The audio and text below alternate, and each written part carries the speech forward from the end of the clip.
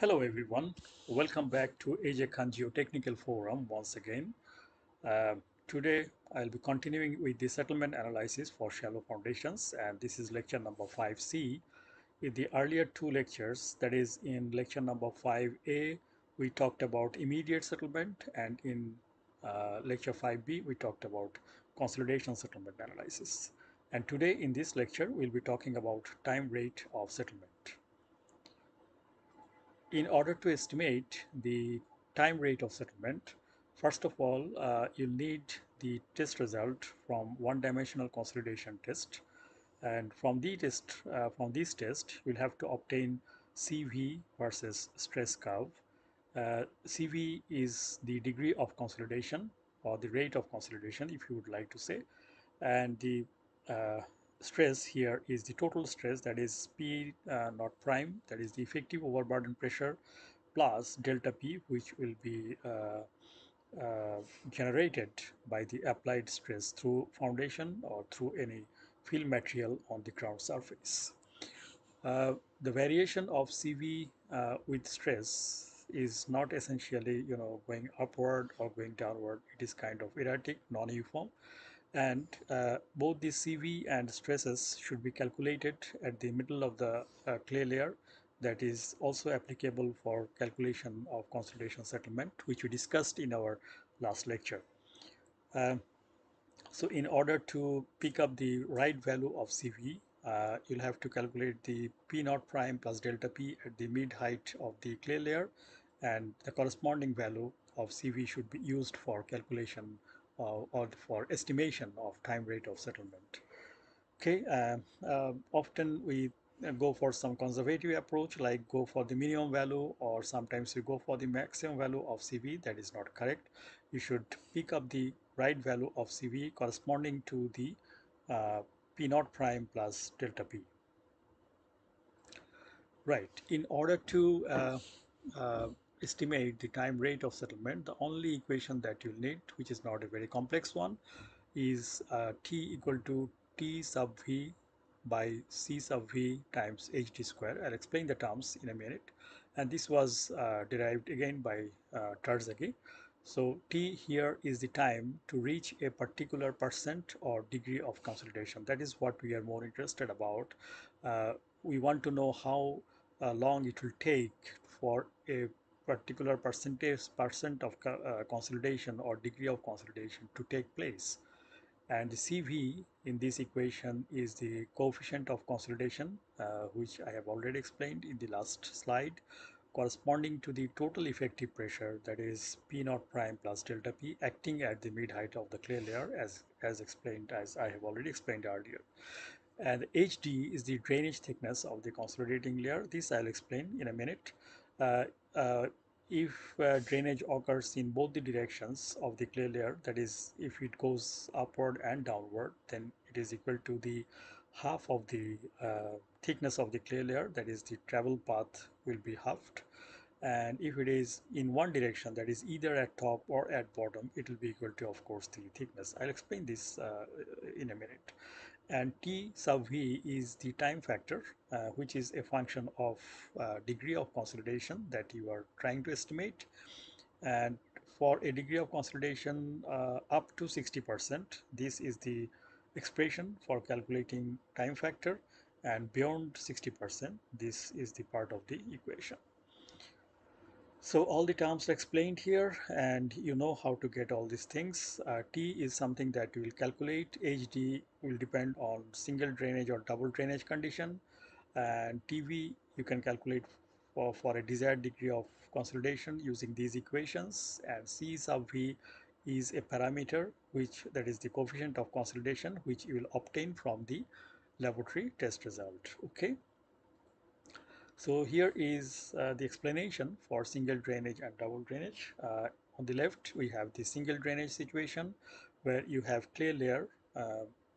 What you have two layers of soils. For example, from ground surface to up to this point, you have clay layer, which is highly impermeable, and uh, below the clay layer, you have a sand layer, which is very, which is highly permeable.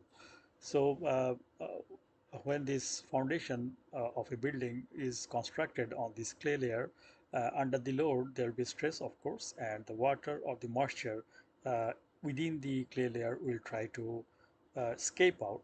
But because the permeability of clay layer is less, so it will prefer going downwards where the permeability is very high. So it will select this path, that is the lowest energy path, go downward, and it will go in one direction.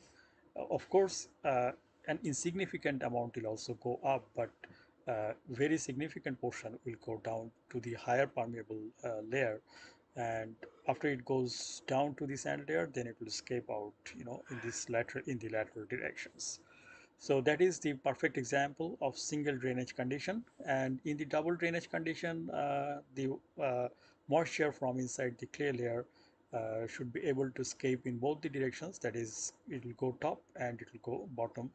If you have a sand layer, there may be a natural sand layer in the top direction above the clay layer, or this may be man-made as well, and there may be a natural sand layer below the clay layer. So in this case, in the single drainage condition, the drainage path is of course this much, which is the thickness of the compressible layer, and that is why HD is equal to H. And here, this will go, you know, the drainage path will be equal to half of the thickness, because the moisture inside the clay layer should be able to uh, escape out in this direction and in this direction as well. So the travel path here is halved. Okay, and if you just go back to the previous slide, let's go back to the previous slide, because the travel path or the drainage path is halved. So if you put this in this equation, you should be easily able to calculate that the time required for a given situation in the double drainage situation, the time required will be 1/4 of single drainage situation, provided the amount of stress, the value of stress at this level, and also the other properties of the clay layers in this scenario and in this scenario are the same. Okay. Right. Okay. This must be clearly understood and appreciated before you go for estimating time rate of settlement. Okay. Let us jump into a practical problem rather. So this is our example problem one, and we are talking about single drainage situation here.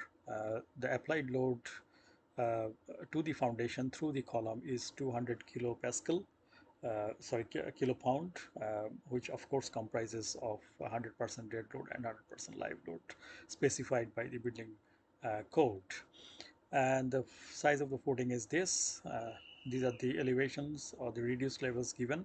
So up to from ground level to elevation 84, that is this first 16 feet, is a normally consolidated clay, and this clay layer has uh, following properties. That is, the unit weight is 100 pound per cubic feet, and the compression index is 0.3, initial void ratio is 1.1, and the coefficient of consolidation is 3.87. And below this normally consolidated clay, there is a sand layer. So this is a situation of perfect single drainage condition. Okay, the moisture will all the moisture from below the footing will escape in this direction only. So this is our single drainage condition, because the moisture here is escaping only in this downward direction. Okay, right. And how to solve the problem? Let us go more into detail. So the consolidation settlement will obviously take place because of the sustained load, and let us assume that the dead load portion will be of course sustained load, but the live load portion will not be sustained always. So uh, for all practical purposes, we can consider about 90% of the total dead load and live load will be sustained load, and that is about 180 kips, right? And we'll have to calculate consolidation settlement first. So we go to the middle of the clay layer, which is here between 94 and 84. This is the thickness of the compressible layer, that is 10 feet.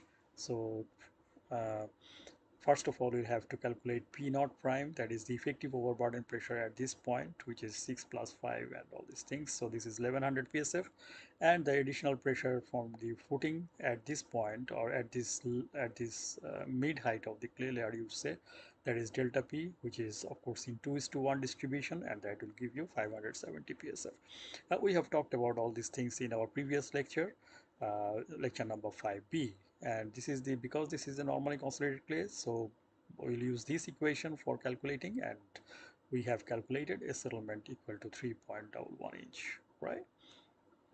Fair enough. And now we want to uh, calculate how much settlement is going to happen or take place in how many months or year. Right, so this is a single drainage situation. So the drainage path, or the thickness of the drainage path, is equal to the total thickness of the compressible layer, which in this case is 10 feet, 94 minus 84. Um, CV here is 3.87, which was given, or which we obtained from the laboratory test data. And TV, of course, for calculating TV, we can use these equations as I have discussed earlier. And here I have tabulated some values of TV corresponding to some percentage of uh, practically required, I mean practically rather more logic, I mean for some practical values of U percentage, that is degree of consolidation, that is 25, for 25% of degree of consolidation, the value of TV you can calculate from here as 0.0491, for 50, 0.197, 75 and 90%. Okay, we really can't calculate time factor for for degree of consolidation of 100%. That is mathematically not possible. Okay, uh, we still will use this equation. Of course, there is no other equation to calculate time required for consolidation. And here we have this data. HD is equal to 10 feet, CV as I've discussed, and the estimated consolidation settlement. Remember, we calculated that the total consolidation settlement that will occur under this load of beneath this foundation will be 3.11 inch. Now we want to know how uh, I mean, how many months will be required for 25% consolidation, how many months for 50%, 75% and 90% consolidation. So for calculating this, you have everything in your hand. T is equal to TV by CV into HD square. So you just put all these things into this equation here, which is a very simple equation. TV is for 25% consolidation 0.0491 divided by CV 3.87 times HD is 10 square. So that should give you 1.27 months. And for similarly for 50% 5 months, for 75% you need more than 12 months, and for 90% you need almost about 2 years. Okay, and what is the amount of settlement that will take place after 1.27? That will be 25% of this. So so this is like 20, sorry, uh, 25,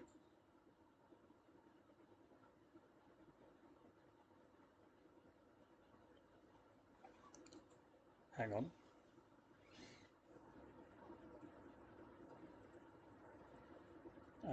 25% of this is equal to 0.78, 50% of 3.11 is 1.56, similarly 90% of 3.11 is 2.79. So it will take about 22 months for 90% settlement to occur, and by 90% we actually understand 90% of this estimated total consolidation settlement, which in this case is 2.8 inch. And you can also put it in graphical format just for your own convenience, so that you can appreciate what is going on inside. And you can see here this is settlement versus time. Okay, initially the rate of settlement is higher, and with time it is actually flattening out, and that is quite expected as well. Right, so we have talked about the single drainage situation. Now we'll be talking about double drainage, and here also we have this similar situation, but only the difference is um, from ground level, that is in the first 10 feet we have sand layer, and the next 10 feet is normally consolidated, which is the compressible layer where the consolidation settlement will occur, and the third 10 feet is again sand layer, and beneath this is a bedrock or whatever. So in this case, the moisture from inside the clay layer will be able to escape out in both the directions, upward, because this is a highly permeable sand and this is also permeable sand, so this will escape out in this direction and in this direction. That means uh, well, before calculating the time rate of settlement, now we'll have to estimate the consolidation settlement that will occur for this clay layer, and that will be of course different from the first example we have shown, and this is 1.35 inch. The similar approach, I'm not going into more details, but if you are interested, you can freeze this slide and check the calculations. Right, and the time rate for calculating time required for consolidation, this is the equation. There is no other equation here, because it is a double drainage situation, so water will exit in this direction and in that direction. So HD in this case will be half of the thickness of the compressible layer, which is 5 feet. CV is already known. For TV you have the same equations here. Just go follow the same procedure, and what you'll find is for 25% consolidation with double drainage situation, you'll need only 0.32 months instead of more than 1 month in the previous example where it was single drainage situation. And for 90% consolidation, you'll need only 5.5 months, whereas in the previous example, in the single drainage situation, you required more than, or you required almost about 22 months. Okay, right. And of course, again, you can draw this settlement versus time curve, and you'll also see the same trend, similar trend. The rate of settlement is higher in the beginning, but as time passes, it flattens out.